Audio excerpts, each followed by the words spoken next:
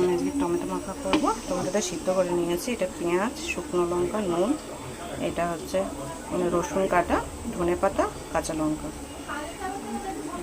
এবার মেখে নেব।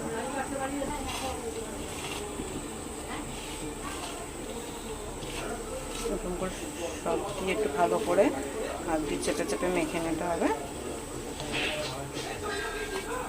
গরমটা পড়েছে, একটু টক টক কেটে টমেটোগুলো ছাড়িয়ে রেখেছি, সিদ্ধ হয়ে গেছে। মেখে নেব।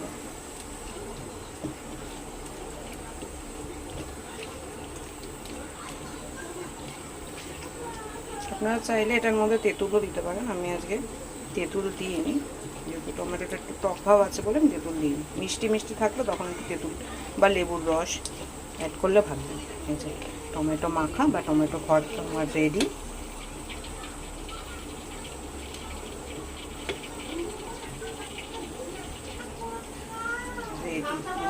রেডি হয়ে গেছে।